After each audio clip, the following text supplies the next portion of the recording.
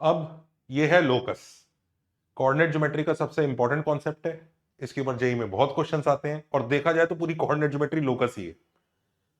Concept जितना simple है उतना ही ज्यादा ये बच्चों को परेशान करता है, इसीलिए हम आपके साथ ये सीरीज लेके आए हैं जिसका नाम है मास्टर क्लास। मास्टर क्लास के अंदर कई सारे हम ऐसे कॉन्सेप्ट्स को डिटेल में कवर करेंगे जो हो सकता है क्लासरूम में टाइम की कमी के कारण आपके कोचिंग क्लासेस वगैरह में उतनी डिटेल में कवर ना हुआ हो। ये उन बच्चों के लिए बहुत अच्छा है जिन्हें सिर्फ मैथ्स उतना नहीं करना है कि एक आध क्वेश्चन हो जाए, जिन्हें मैथ्स से प्यार है, मोहब्बत है, उनके लिए ये मास्टर क्लास सीरीज है। तो जो मेरे अच्छे फॉलोअर्स हैं वो इस सीरीज को जरूर फॉलो करेंगे। हम मास्टर क्लास में लोकस और कई सारे ऐसे टॉपिक्स जिनके बच्चे डिमांड कर रहे हैं उनके डिटेल्ड वीडियो लाएंगे। डिटेल्ड मतलब रहेगा जेई के अंदर ही, पर ऐसा कि जिसमें रस आएगा, मजा आएगा। तो बच्चों, बात होती है लोकस की। ये लोकस होता क्या है, आखिर है क्या लोकस? तो भाई लोकस कुछ नहीं है, किसी भी पॉइंट को लोकेट करने के लिए जो इंफॉर्मेशन दी जाती है उसी को लोकस बोलते हैं। और लोकस तरह तरह से बताया जा सकता है। किसी भी पॉइंट को लोकेट करना भाई किसी भी तरह से बता सकते हैं आप। जैसे मैं आपको एक बहुत प्यारी स्टोरी सुनाता हूं। बहुत पहले एक राजा हुए, पृथ्वीराज चौहान।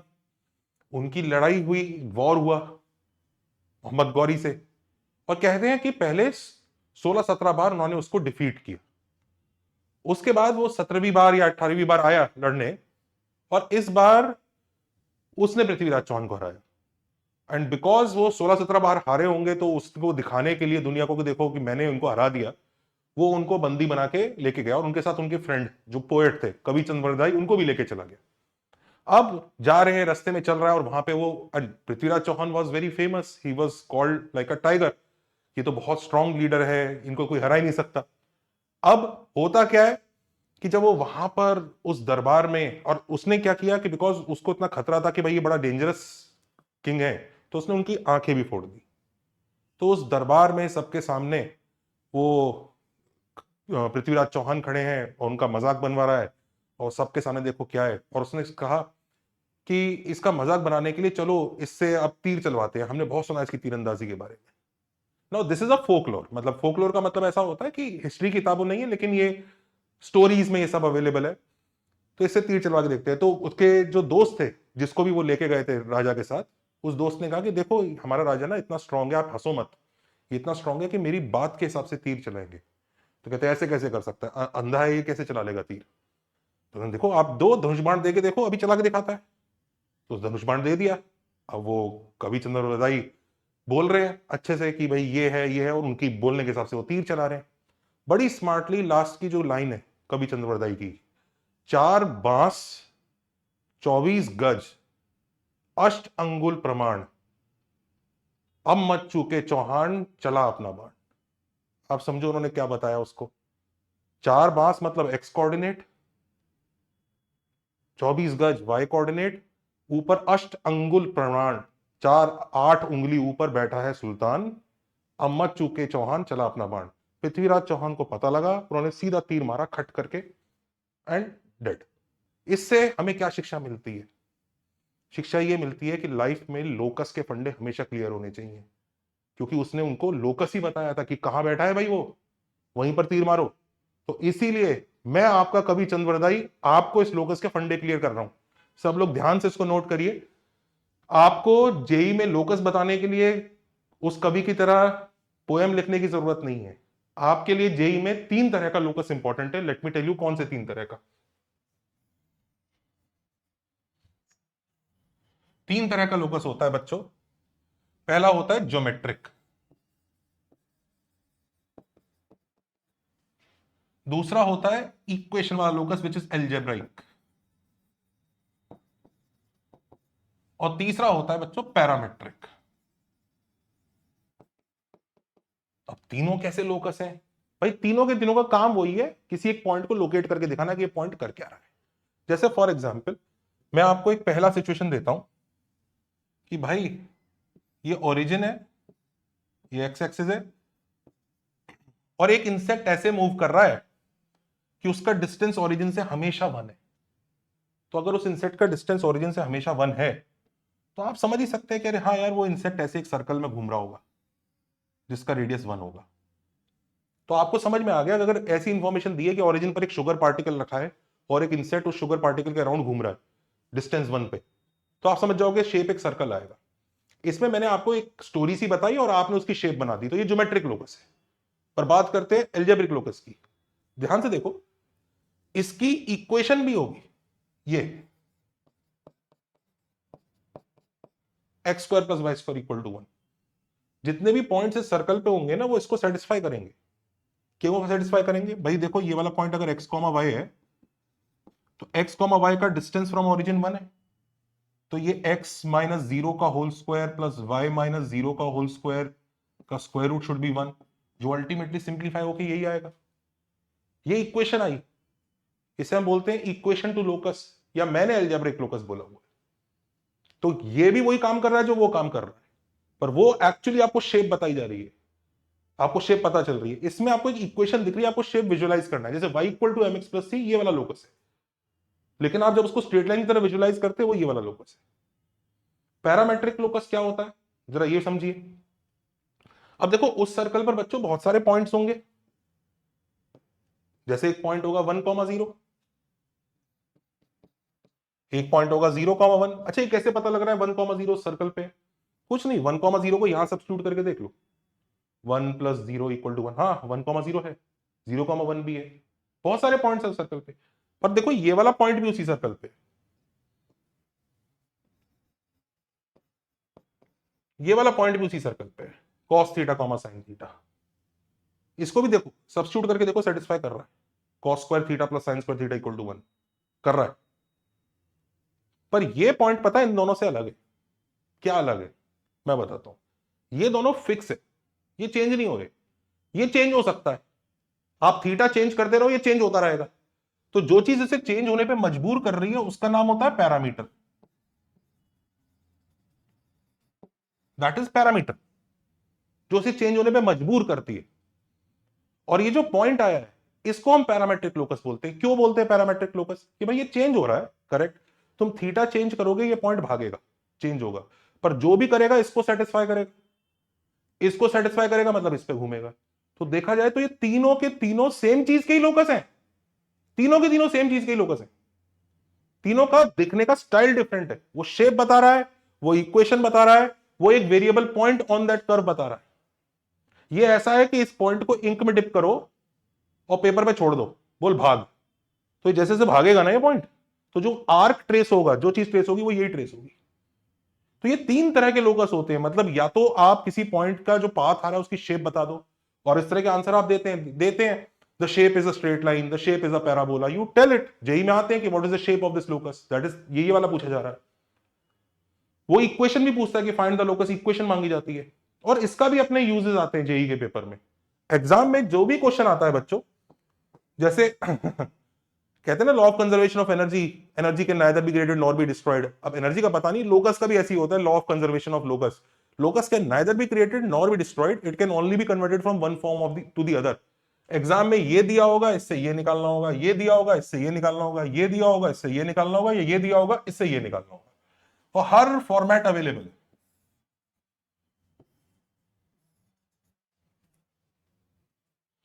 और इस वक्त हम आज के वीडियो में कौन से वाले फॉर्मेट को कवर करने जा रहे हैं? ये वाला और ये वाला। बाकी दोनों भी कवर होंगे, पर वो मास्टर क्लास पार्ट 2 होगा लोकस का। तो आज हम ज्योमेट्रिक से एल्जेब्रिक और पैरामेट्रिक से एल्जेब्रिक में कन्वर्ट करना सीखेंगे, क्योंकि एल्जेब्रिक में कन्वर्ट करना मतलब उसकी इक्वेशन निकालना, वो सबसे ज्यादा पॉपुलर क्वेश्चन है, वो सबसे ज्यादा आता है।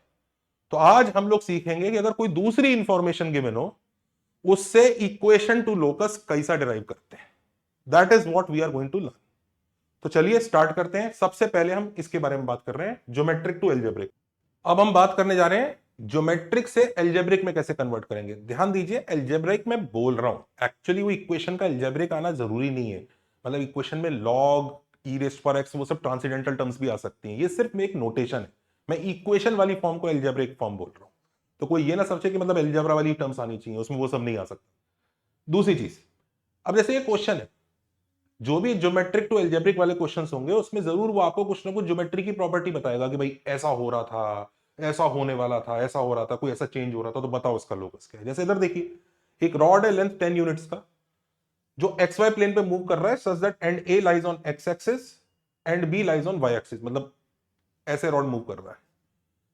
O is the origin, find the locus of mid point of AB। अब हमें इसका लोकस निकालना, तो what are the steps we should follow. Now very first step, सबसे पहला स्टेप क्या होगा, स्टेप 1। इन स्टेप्स को बहुत क्रूशियली नोट कीजिएगा, क्योंकि हम ऐसे सारे क्वेश्चंस में यही स्टेप फॉलो करके आंसर निकालेंगे। What is your step 1? Step 1 says draw a diagram, एक डायग्राम बनाइए। और डायग्राम भी पता है कौन सा, अब कई लोग इस केस का डायग्राम बनाएंगे कि एक रॉड है 10 यूनिट का, ये वो ऐसे करेंगे और कहेंगे रॉड ना ऐसे पड़ा है 45 डिग्री पे। नहीं नहीं नहीं, you can't draw special diagram. तो ड्रॉ डायग्राम के साथ साथ ब्रैकेट में लिखो जनरल केस। तो ये गलती सही कई लोग करते हैं कि एक स्पेशल डायग्राम बनाने की कोशिश करते हैं, रॉड ऐसे लंबी ऐसे टिका देंगे एक्स एक्सिस वाई एक्सिस पे, कहेंगे मिड पॉइंट आ गया 5,0, उसका लोकस कैसे निकालूं। ना ना ना, आप स्पेशल केस ले लोगे तो आप लोकस निकाल ही नहीं रहे। स्पेशल केस ले लिया तो आपने you are finding a point on the locus, वो तुक्के में हेल्प कर सकता है कि हाँ जब रॉड ऐसे वर्टिकल होगी ना, ऐसे रॉड वर्टिकल होगी तो 5,0,5 जो है रॉड पर क्या मिड पॉइंट होगा, उस केस में जो फाइनल आंसर होगा उसको 0,5 होना चाहिए। तो ऑप्शन में सब्स्टिट्यूट तुक्का करके देख रहे हैं वो अलग बात है। लेकिन अगर आपको लोकस सीखना है तो you have to draw a general diagram. तो I will draw a diagram जिसमें मुझे नहीं पता वो एंगल किस एंगल पे रॉड टिका हुआ है, तो एक बिल्कुल एकदम जनरल डायग्राम बना है। जानबूझ के मैंने एंगल ऐसा लेने की कोशिश की है कि ऐसा ना लगे 45 डिग्री है या कुछ है। I have drawn a very general diagram, that is the first step. Now what is step 2? Step 2 is क्या, take the locus point as h, के।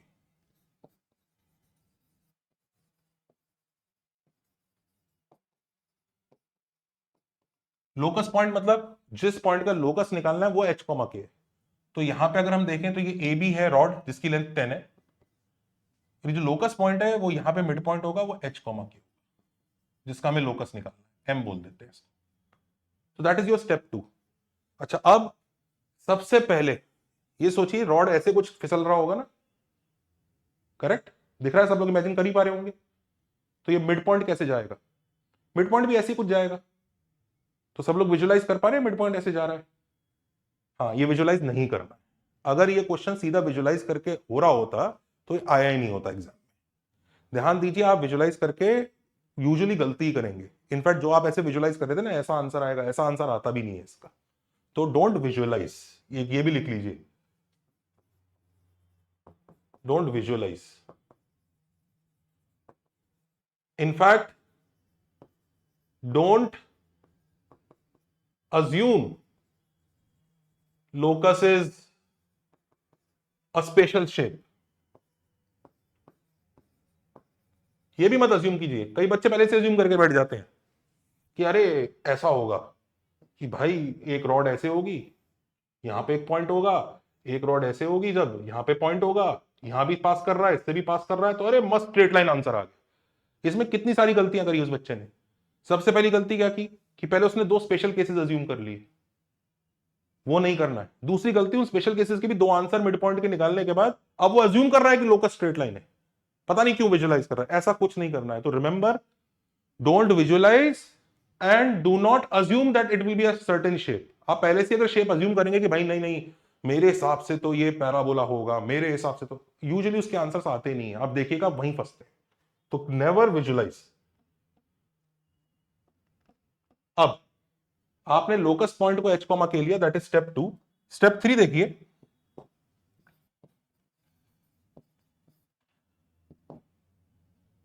क्रिएट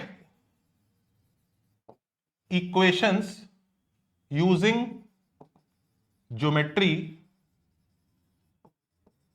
ज्योमेट्री को यूज करके इक्वेशंस बनाइए। Assume extra variables if needed. अभी आपको इसका meaning भी समझ में आएगा। अज्यूम कर लो एक्स्ट्रा वेरिएबल्स अगर जरूरी है तो। जैसे एक्स्ट्रा वेरिएबल का क्या मतलब है जरा समझते हैं भाई। हमें कौन कौन सी इंफॉर्मेशन यूज करनी है यहाँ पे, what is the information that we have to use. We have to use की रॉड का लेंथ 10 है। We also have to use कि रॉड का मिड पॉइंट h, के है। तो क्लियरली ये वाले जो कोऑर्डिनेट्स हैं ये हमें पता होने चाहिए, तभी हम मिड पॉइंट लगा पाएंगे। तभी हम लोग रॉड का लेंथ यानी डिस्टेंस फॉर्मूला लगा पाएंगे, तो इन कोऑर्डिनेट्स को कुछ अज्यूम करना पड़ेगा। अदरवाइज इस क्वेश्चन में यही तो ज्योमेट्री गिवन है कि रॉड का लेंथ 10 है भाई, रॉड का लेंथ 10 फिक्स है, ये ज्योमेट्री गिवन है क्वेश्चन में। ऑल्सो मिड पॉइंट, ये सेकंड ज्योमेट्री गिवन है, यही तो गिवन है क्वेश्चन में, यही हमें यूज करना है ना। उसको यूज करने के लिए ए और बी के कोऑर्डिनेट्स तो होने चाहिए हमारे पास, तो ए और बी के कोऑर्डिनेट्स अज्यूम करेंगे। तो we will assume some extra variables if required. तो इस केस में हमने इसको a, 0 और इसको 0, b ले लिया। These are the extra variables, extra notes. अब स्टेप 3 को पहले पूरा कर लेते हैं कि इक्वेशंस बनाते हैं। पहली इक्वेशन क्या बनेगी कि भाई मिड पॉइंट है ना, तो ये और ये अगर इक्वल है तो 0 प्लस h बाई 2, नहीं 0 plus a by 2 is h, b plus 0 by 2 is k। मुबारक हो जी, 2 इक्वेशन आ गई, बहुत ही बढ़िया। कितनी इक्वेशन बनानी चाहिए, कितनी इक्वेशन बनानी चाहिए? नंबर ऑफ वेरिएबल्स जितनी, नंबर ऑफ वेरिएबल्स जितनी नहीं, नंबर ऑफ वेरिएबल्स जितनी नहीं, जितने एक्स्ट्रा वेरिएबल्स होंगे ना, ये रेड वाले जितने एक्स्ट्रा एच और के अलावा जो एक्स्ट्रा वेरिएबल्स हैं जितने लिए, उससे एक ज्यादा। ये एक बहुत क्रूशियल स्टेप है।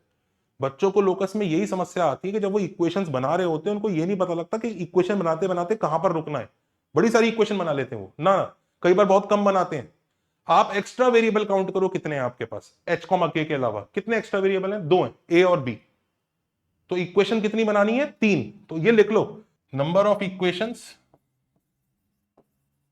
Is equal to 1 more then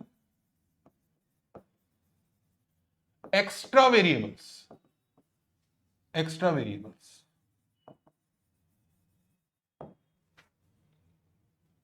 one more than extra variables, H और के नहीं। हमारे पास इस केस में एक्स्ट्रा वेरिएबल 2 ही थे, इसलिए हमें 3 इक्वेशन बनानी है। तो हमने अभी तक तो एक ये इक्वेशन बनाई,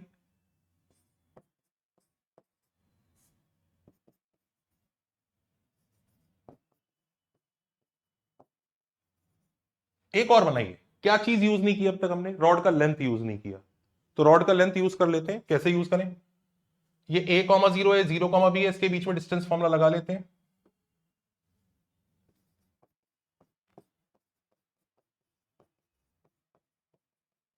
ये लीजिए भाई, स्क्वायर रूट लेंगे तो 10 आएगा ना, तो मैंने डायरेक्टली स्क्वायर कर दिया। तो a square plus b square equal to 100। तो 2 एक्स्ट्रा वेरिएबल थे,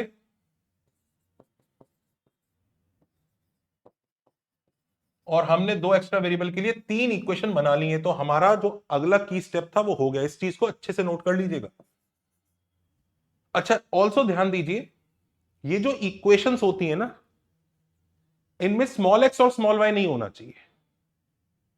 मान लीजिए अब आप, एक बच्चा बोलता है सर मैं एक इक्वेशन ये बना लेता हूं, भाई ये है, ये रॉड ऐसे पड़ा है और ये a, 0 है, ये 0, b है। बहुत बढ़िया सर, मजा आ गया। अब ये तो एक लाइन है, इस लाइन की इक्वेशन लिख देता हूं, x upon a plus Y upon B equal to 1। Sir मैंने एक और इक्वेशन बना दी। नहीं बनाई है, इक्वेशन सही है, लाइन की इक्वेशन यही है, कोई दिक्कत नहीं है। पर जो इक्वेशंस होनी चाहिए ना, उसमें x और y नहीं होने चाहिए। They should not contain x and y।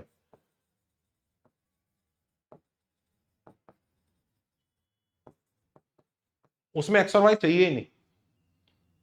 मतलब अगर आपको फिर भी कुछ यूजफुल चीज बनानी है ना, यहां से फिर भी कुछ यूजफुल चीज बनानी है, तो आप इसको भी थोड़ा यूजफुल में कन्वर्ट कर सकते हैं। एक्स और वाई की जगह आप ये बोलें कि एच कॉमा के इस लाइन पे लाई करता है, तो एच कॉमा के इसमें सब्स्टिट्यूट करके ये लेके अगर आएंगे ना, तो भी मैं मान लूंगा कि हाँ चलो कुछ तो लेके आए हैं। ये एक इक्वेशन मानी जा सकती है। ऑल्दो आप देखोगे ये फ्रॉड इक्वेशन है, ये इन्हीं दोनों से मिलके आ रही है। खुद देख लो, एच बाई ए कितना आ रहा है? हाफ। के बाई बी कितना आ रहा है? हाफ। ये उसी का ही, उन दोनों का ही कॉम्बिनेशन है, तो ये कोई नई इक्वेशन नहीं है। पर फिर भी चलो, ये कम गलत है, वो ज्यादा गलत है। तो एक्स और वाई उसमें होने नहीं चाहिए। अच्छा, अब हमारा अगला स्टेप क्या होना चाहिए? What should be our next step? Step 4।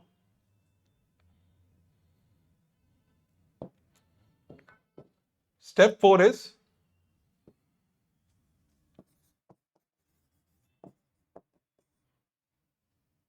using these equations, eliminate extra variables to create one equation which contains either H or K or both with constants. तो हमारा जो काम है, वो जो इक्वेशन हमने बनाई थी, कौन सी, a is equal to 2h, b is equal to 2k and a square plus B square equal to 100। इससे हमें एक सिंगल इक्वेशन बनानी है जिसमें a और b नहीं होने चाहिए। a और b वो वायरस है जिसको हटाना है। a and b is that virus that we have to remove.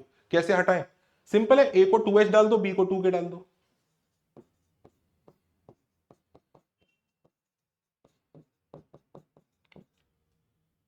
क्या आंसर आ जाएगा? h square plus k square equal to 25। This is one single equation which contains either h और k और बोथ, दोनों भी आ गए, कोई दिक्कत नहीं है, और साथ में कॉन्स्टेंट्स है। Now what is step 5? What is step 5?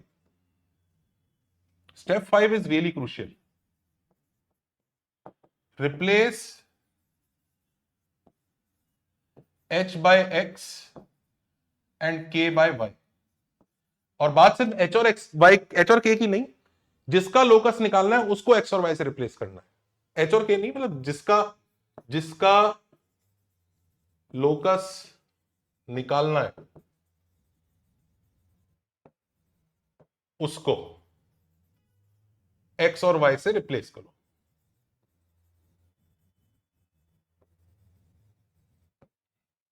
अब कई लोगों को लग रहा होगा कि भाई देखो, ये इक्वेशन जो आई थी h square plus k square equal to 25, इसमें h को x और k को y डालेंगे तो x square plus Y square equal to 25 आ रहा है। पहली बात तो आपको समझ में आ जाना चाहिए, x square plus Y square equal to 25 की शेप ऐसी है।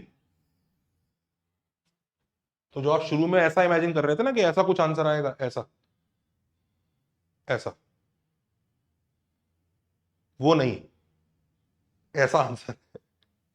तो पहली बात, विजुअलाइज नहीं करना है। दूसरी चीज, कई लोगों को लग रहा होगा है अगर लास्ट स्टेप पे मुझे h को x और k को y डालना है तो शुरू से ही x और y ले लेता हूं, या फालतू में लास्ट में क्यों रिप्लेस कर रहा हूं? नहीं, शुरू से x और y नहीं लेना है, शुरू से h और k ही रखना है। क्यों? मैं बताता हूं। आप कोऑर्डिनेट ज्योमेट्री जब सॉल्व करते हो तो कई कर्व्स होते हैं। मान लो इसी क्वेश्चन में ही एक कर्व इन्वॉल्व होता है, आपने उसको x और y ले लिया, मान लीजिए लोकस वाले पॉइंट को, वो जो पॉइंट है रॉड का, वो तो यहां बैठा है x, y करके, बहुत बढ़िया, आपने मजे से x और y ले लिया। फिर आप इस लाइन की इक्वेशन लिख रहे हैं x upon a plus Y upon B equal to 1। अब ये वाले जो x और y है इस लाइन के हर पॉइंट को रिप्रेजेंट करते हैं, ये x और y सिर्फ इसी को रिप्रेजेंट करता है। तो क्या डिफरेंशिएशन रहा दोनों में? इनवर्ट सोचो, यहीं पर ही एक पैराबोला भी जाता है ऐसा, वो y equal to X square, उस x और y का इस x और y से कोई कनेक्शन ही नहीं है। अब आप कैसे फर्क करोगे कि ये वाला x जब इस वाले x से मल्टीप्लाई हो रहा है तो एक्चुअली आप लिख दोगे x क्यूब, जबकि x क्यूब नहीं है, ये x और ये x अलग है। तो कोऑर्डिनेट ज्योमेट्री में इतने सारे x और y यूज होने वाले होंगे इक्वेशंस वगैरह में, और आपने इसको भी x और y ले लिया, तो आपको पता कैसे चलेगा ये वो वाला x y नहीं है? तो या तो फिर उसको x और y की जगह x1 y1 कुछ नया नाम दो, बस वही नया नाम h और k दिया गया। तो शुरू में आप h और k को x और y नहीं लेंगे। आपको कई लोगों को लगता है शुरू में x और y ले लेता हूं, टाइम बचा लेता हूं, एक स्प्लिट नैनो सेकंड बचा लेता हूं। भाई नैनो सेकंड नहीं बचेगा, आईआईटी बच जाएगा उससे तुम्हारा। समझ रहे हो ना बात को? हाँ, तो शुरू में h और k ही लेना है। ऑल्सो एक चीज याद रखना, इक्वेशन जो फाइनल आ रही है ना, वो कहीं से ही आए। ये तो मैंने रॉड के डिस्टेंस फॉर्मूले को यूज करके जैसे करके निकाली, कहीं से ही आए। जिसको आप अल्टीमेटली एक्स और वाई डालोगे, लोकस उसका। अब एक और क्वेश्चन करके देखते हैं इसके जैसा। हमें एक ए बी एक लाइन है जो ऑफकोर्स वेरिएबल लाइन है क्योंकि बी पॉइंट ट्रेवल कर रहा है इस कर्व पे। हमें ए बी के मिड पॉइंट का लोकस चाहिए। तो ये कुछ तो अजीब सा कर्व होगा, ऐसा मान लेते हैं। हमें नहीं पता क्या शेप है, वैसे हमें पता है लेकिन अभी पता करने की जरूरत नहीं है। ए पॉइंट 1,2 है। अब ए से बी तक ये जो लाइन गई, इसके मिड पॉइंट का ही लोकस मांगना है। तो ध्यान दीजिए, मैंने सबसे पहले स्टेप 1 कवर किया है। स्टेप 1 क्या था? Draw the most general diagram. तो मेरे को कुछ तो कर बनाया, ए बी का एक जनरल सा जगह लिया, और ए बी का मिड पॉइंट जो एम है उसका हम लोकस निकालना चाह रहे हैं। अब नेक्स्ट स्टेप क्या था हमारा? भाई take the locus point as H comma K, जिसका लोकस निकालना है उसको एच कॉमा के ले लिया। अच्छा, कई लोग पहले क्या काम करेंगे, एच कॉमा के की जगह पहले बी के कोऑर्डिनेट्स लेने की कोशिश करेंगे, फिर बाद में एच और के पे आएंगे। नहीं, पहले एच और के से शुरू करो, क्योंकि जितनी जल्दी आप कहानी के हीरो को ले आओगे ना, उतनी जल्दी लोगों को मजा आएगा। नहीं तो आप पहले आपने ए कॉमा बी अज्यूम कर लिया, फिर आप ए कॉमा बी की फॉर्म में पूरा आधा क्वेश्चन कर लिया, फिर एच और के आ रहा है, तो सोचो ए और बी जिसको हटाना है वो सिस्टम में पूरी तरह वायरस की तरह फैल गया, फिर लास्ट में उसको हटाने की कोशिश कर रहे हैं। इससे अच्छा शुरू से ही एच और के लाओ, तो जो चीजें एच और के की वजह से मिल सकती होंगी वो उतनी जल्दी मिल जाएंगी। अब इसको देखिए जरा, अब हमें क्या क्या चीजें यूज करनी है। हमें मिड पॉइंट यूज करना है, हमें ये यूज करना है, ये पॉइंट इस कर्व पे ट्रेवल कर रहा है।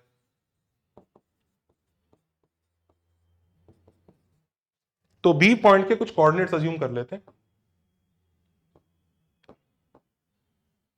Let's this point be P, Q। ध्यान दीजिए, P, Q क्वेश्चन में गिवन नहीं है, ये एक्स्ट्रा वेरिएबल्स है जो हमने माने हैं।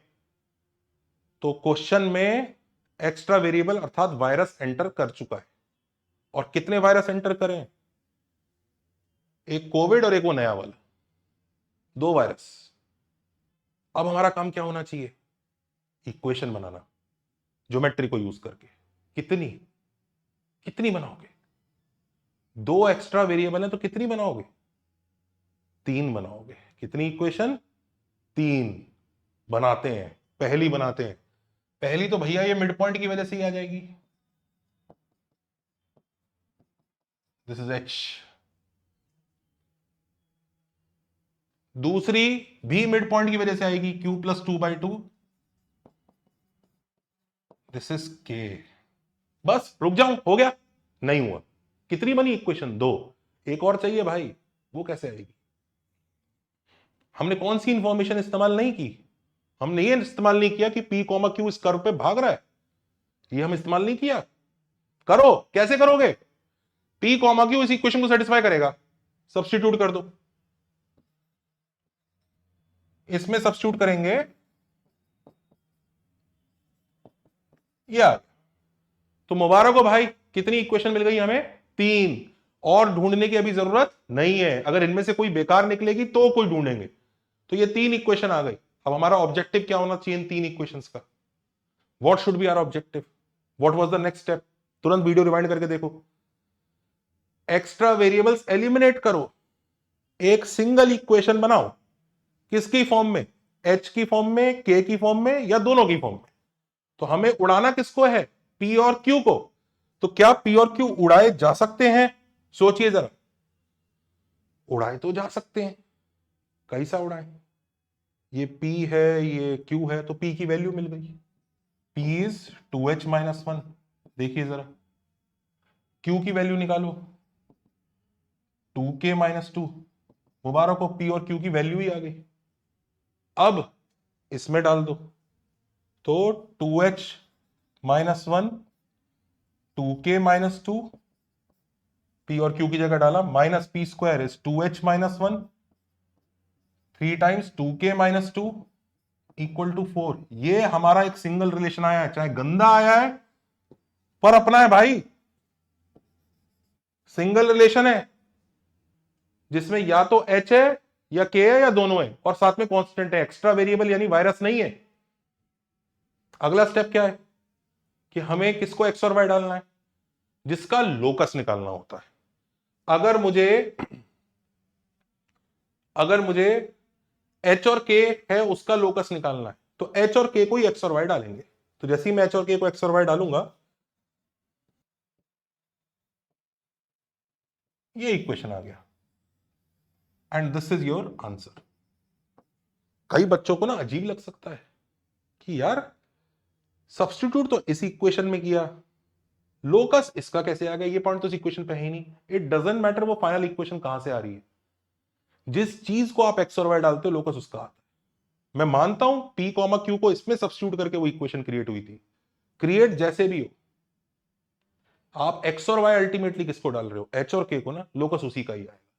अगर यहां पर मैं ना 2h माइनस 1 को x डाल दूं और k को y डाल दूं, तो पता है लोकस किसका आ जाएगा? 2h माइनस 1 कॉमा k का।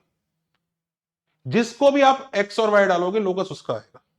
आप 2h को x डाल दो और 2k को y डाल दो, मतलब इसको x, इसको y, इसको x, इसको y, तो 2h 2k का लोकस आ जाएगा। आपको लोकस निकालने के लिए जिसका जो जो है उसको बस x और y डाल। So this is how we convert कौन सी फॉर्म टू कौन सी फॉर्म? Geometric to algebraic. एक क्वेश्चन और देख लेते हैं जरा। अब ये क्वेश्चन देखिए कि भाई एक वेरिएबल लाइन है, मतलब चेंजिंग लाइन है। ऑफ कोर्स वेरिएबल लाइन ही होना चाहिए, फिक्स लाइन होती तो उसका लोकस, उस हेल्प से लोकस क्या आता? तो फिक्स शेप बन जाती। तो एक वेरिएबल लाइन है जो 2,3 से पास कर रही है, वो y इक्वल टू एक्स और y equal to minus X को कट कर रही है ए और बी पर। ओ ओरिजिन है, तो centroid of triangle O A B का लोकस चाहिए। क्वेश्चन बहुत सिंपल है। स्टेप 1, डायग्राम बनाओ। कैसा डायग्राम? एक जनरल डायग्राम, स्पेशल डायग्राम नहीं बनाना है। तो ये y equal to X line है, ये y equal to minus X line है,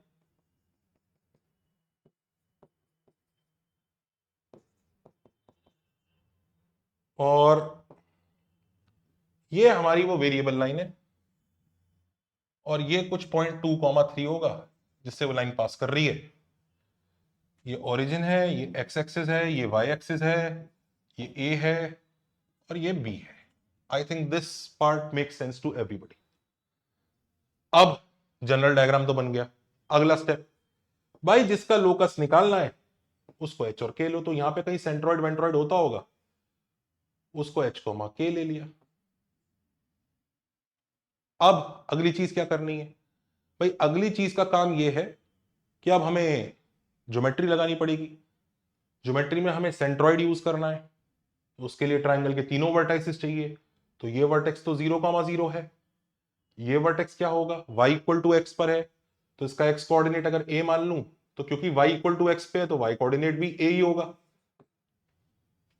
और ये वाला पॉइंट, क्योंकि x कोऑर्डिनेट अगर a है, सॉरी a नहीं b लेना पड़ेगा, x कोऑर्डिनेट अगर b है और ये line y equal to minus X है, तो ये होगा माइनस b। ध्यान दीजिए, h और k की फॉर्म में h और k के बाद जो एक्स्ट्रा वेरिएबल्स हैं वो a और b आ चुके हैं। ये वो दो वायरस है, ये दो वायरस हैं, इनको हटाना है। तो अब कितनी इक्वेशन बनानी होंगी? 3 बनानी होंगी। ध्यान रखना, कई कई क्वेश्चन ऐसे आएंगे इसमें 3 वायरस आ जाएंगे, तब 4 इक्वेशन बनानी होंगी। कभी एक ही वायरस आएगा तो 2 इक्वेशन से काम चल जाएगा, कभी एक भी वायरस नहीं आएगा, एक भी नहीं आएगा तो पहली इक्वेशन से आंसर आ जाएगा। We will see. पर फिलहाल भाई 2 है वायरस, तो बनाओ 3 इक्वेशन। Let's make 3 equations. पहली इक्वेशन सेंट्रॉइड से h should be equal to a plus 0 plus b by 3, मुबारक हो। दूसरी k is equal to a plus 0 minus b by 3, 2 equation. तीसरी इक्वेशन, ये लाइन h कॉमा k से पास, sorry ये line 2,3 से पास कर रही है, तो 2,3 के साथ ये पॉइंट अगर P है, ये सेंट्रॉइड था, तो पी ए बी कोलिनियर है, तो slope of P A equal to slope of P B. Slope of P A कितना होगा? 3 प्लस बी, नहीं P B, slope of P A लिख रहे हैं ना, 3 minus A upon 2 minus A, ये स्लोप ऑफ पी ए है। स्लोप ऑफ पी बी क्या है? 3 plus B upon 2 minus B. एक इक्वेशन,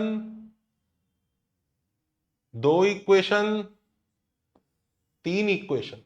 क्या एक्स्ट्रा इक्वेशन ढूंढूं? जरूरत है एक्स्ट्रा इक्वेशन ढूंढने की? कदाचित नहीं, मेरे ख्याल से इसी से काम हो जाना चाहिए। अब ये जो इक्वेशंस हैं इनको हम कैसे यूज करें? कुछ भी करो भाई, ए और बी भगाओ। तो क्या ए और बी भाग सकते हैं? आइए जरा इन इक्वेशंस को कॉपी करके हम अलग पेज पे ले जाते हैं। ये आ गई हमारी इक्वेशंस। अब हमें डायग्राम वायग्राम से कोई खास मतलब है नहीं, अब तो बस इन्हीं इक्वेशंस को यूज करके ए और बी एलिमिनेट करना है बच्चों। That is what we have to do. आओ जी स्टार्ट करो। पहली इक्वेशन a plus B is equal to 3h। दूसरी इक्वेशन a minus B is equal to 3k। अरे मस्त, मजा आ गया। क्या मजा आ गया भाई? मजा ये आ गया कि दोनों को ऐड करके a मिल जाएगा। ऐड करके देखो b कट जाएगा ना, ये लो, और इसमें से इसको सब्ट्रैक्ट करके b मिल जाएगा।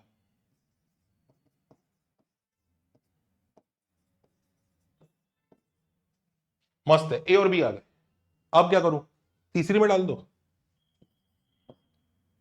3 minus a upon 2 minus a।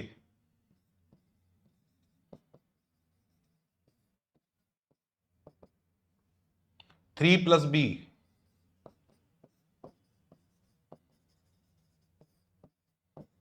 Upon 2 minus B. अजीब सी इक्वेशन आई है, बड़ी सी इक्वेशन आई है, पर घबराने की जरूरत नहीं है। क्या ये एक इक्वेशन है? हाँ। क्या ये आइदर एच और के और बोथ में है? बिल्कुल। तो भाई यही लोकस है, इसी में ही लोकस किसका निकालना है? एच और के का। तो एच को एक्स डाल दो, के को वाई डाल दो।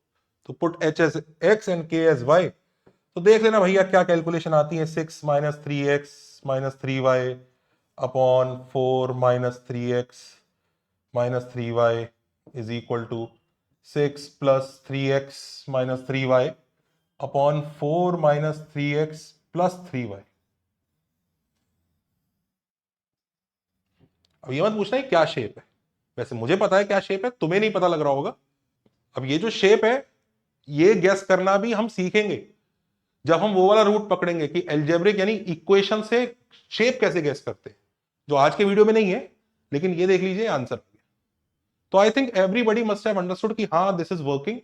इस तरह से हम लोग कर सकते हैं, लोकस के क्वेश्चंस करेंगे। मैं एक असाइनमेंट भी डाल रहा हूं आज वीडियो में, उस असाइनमेंट को प्रैक्टिस कीजिएगा। चलिए अब हम लोग नेक्स्ट चीज सीखते हैं, जो हमने सबसे पहले फर्स्ट पेज पे ही बोली थी कि अगर हम लोग ये वाला रूट सीख गए हैं, कौन सा रूट? ज्योमेट्रिक से एल्जेब्रिक। अब हम सीखेंगे पैरामेट्रिक टू एल्जेब्रिक। ये वीडियो थोड़ा ज्यादा बड़ा हो गया है, तो मैं सोच रहा हूं पैरामेट्रिक टू एल्जेब्रिक जो है ना, वो नेक्स्ट वीडियो में कवर करता हूं। नेक्स्ट वीडियो मास्टर क्लास इसी लोकस का 2 आएगा, उसको मैं पैरामेट्रिक टू एल्जेब्रिक आप देखिएगा। Take care, bye bye.